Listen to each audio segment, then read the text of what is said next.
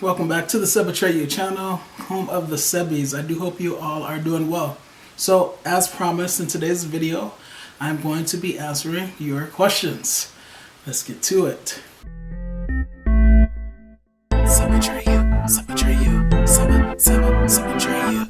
So, I didn't get an overwhelming number of questions from you guys, maybe because not many of you watched the video. Maybe because it's my first time doing a question and answer video on this channel. But before we get into this Q&A, I want you guys to scroll up or down, whatever you need to do, and hit that like button. If this is your first time on the Atreyu channel, welcome. And if you like the content by the end of the video, please hit that subscribe button. And this is for everyone, please share my videos. People, you keep telling me I have great content, but where are all the people that can appreciate this great content? So help a brother out, let's spread the word. Let's get to 10,000 subscribers, why not? We're over 5,000 now, so we might as well keep pushing forward.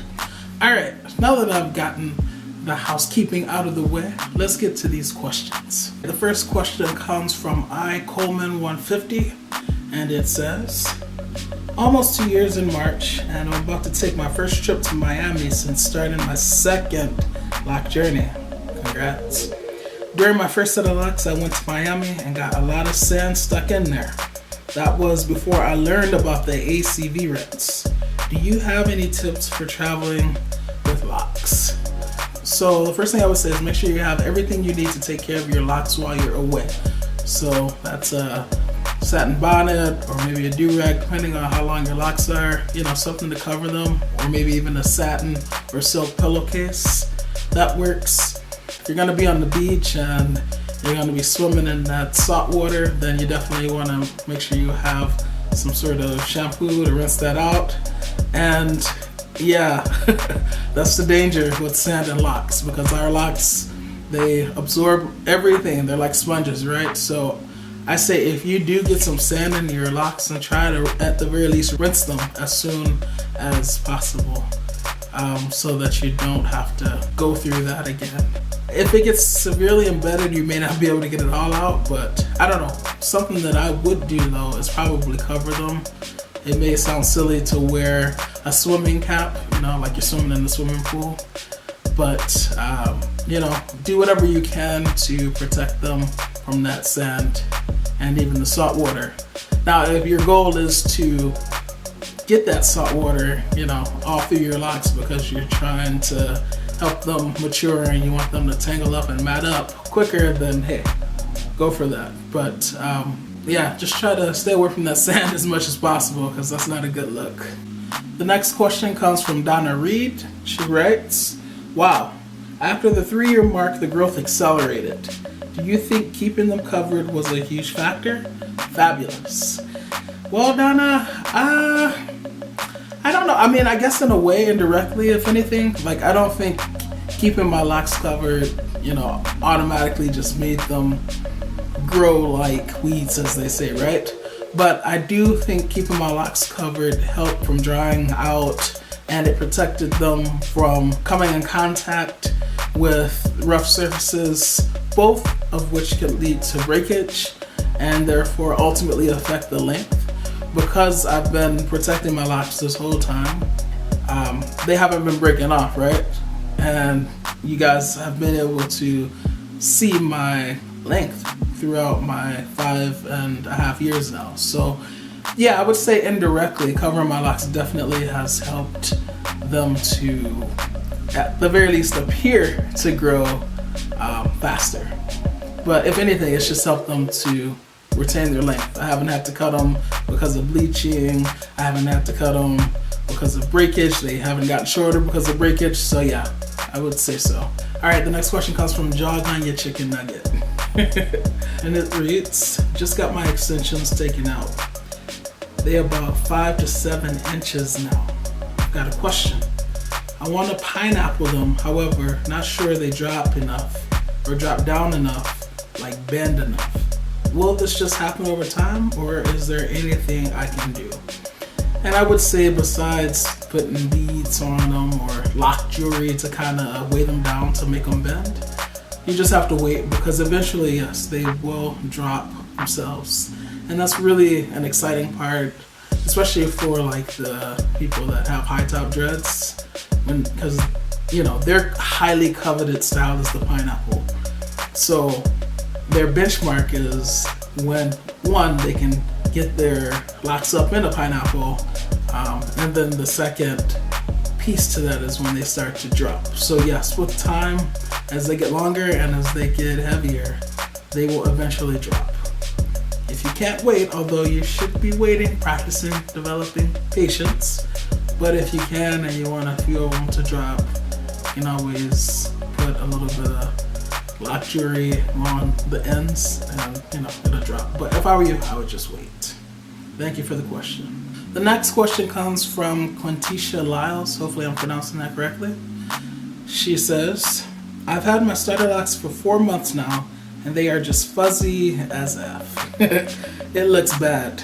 Should I palm roll the strand? I've already answered her, but I get this question so much. People are complaining about frizzy, aka fuzzy locks. People, they're locks. That's what they're gonna be, especially when they're not mature. So I know it's hard for you guys to have patience. I know many of you are working to develop it, and so you don't really have patience at the beginning of your lock journey, right? While you're waiting for them to mature. But trust me, the frizz, it's supposed to be there. If you go back to my earlier videos, you will see that my locks were frizzy as well. And my locks are still frizzy where the new growth is. On the top of my head, closest to my scalp, it's still frizzy. The only part of my locks that aren't really frizzy anymore is the length, the oldest part of my locks, because why? They're mature. So yes, they're gonna be frizzy, and I would suggest, and I'm not being funny or, you know, trying to get smart with you guys, but that's something you guys can think about and consider before you get locks, whether or not you can handle that frizzy, fuzzy look, because it's a part of the lock journey. Now, to answer the question, should you palm roll? Yes, of course you can palm roll if you want to clean it up a little bit, but it's not going to be long lasting until your locks actually mature, until all those hairs get tangled tightly into your locks, okay? So you don't want to cut the frizz. You want to let it tangle and mat over time on its own. And then yes, eventually the frizz will be reduced. In the meantime, yes, you can wrap the frizz around the lock, you know, as a temporary solution to the frizz, but it's gonna be frizzy until your locks mature. That's just part of the process, that it comes with the territory. So hopefully that answers your Quintisha and all the other people that complain about the frizz to me. The next question comes from Bo Lock, and it reads, how do you prevent your locks from getting married? This is a simple answer. I don't. I can't. My hair grows away from my locks. There are things that I do to help combat the fact that my locks constantly marry, and that my hair grows away from my locks. It's just a part of the territory. It's a part of the cross that I have to bear, unfortunately. Something that kind of helps a little bit is if I'm washing my locks and I'm not retwisting like right away, then I will separate my locks. That helps a little bit. Also, I don't know if you've seen my other videos about the braid technique, but because my hair grows away from my locks, I will braid the new growth into the locks, and that helps to keep my locks nice and thick. It helps to prevent them from thinning out. So as a result, something I've noticed, an unexpected benefit of using the braid technique, braiding that new growth, is that it will keep those hairs going into the appropriate lock for months. So I guess you could count that also as something that I use to help my locks stop marrying one another, but all in all, nothing has prevented them like permanently. It's just how my hair grows. And it sounds like you're probably struggling with that too. So yeah, it's just unfortunately part of your journey. If I ever figure out how to trim my locks and prevent the marriages from occurring, trust me, I will make a video. All right, my final question comes from AU Knows YouTuber. And this was actually from one of my other videos, my dreadlock mold prevention tips video. But the person wrote, definitely not lint in my hair. In that video I was saying it could be lint or it could be mold. A lot of times you can tell if it's, you know, built up from products and stuff because it's gooey, it's viscous, it's viscid, it's thick, it's mucilaginous, you know. Versus lint, you know, is a little bit fluffier, but mold can be fluffy too. So this person was asking, he was saying, I don't think that it's lint. I don't think it's been drying properly, which is why the person is thinking that it's probably mold. I have white gray stuff in my locks. Any way to get the mold off?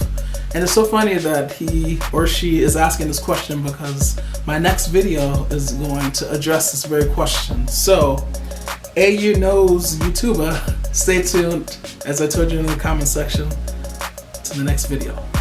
Alright, well, I guess this wasn't bad for my first question and answer video. Hopefully I get many more questions in the future.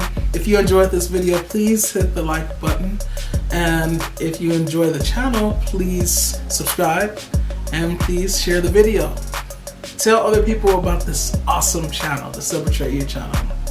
Alright, as always, please learn to love unconditionally, because loving with conditions conditions the heart to not really love at all. Atreyu is out.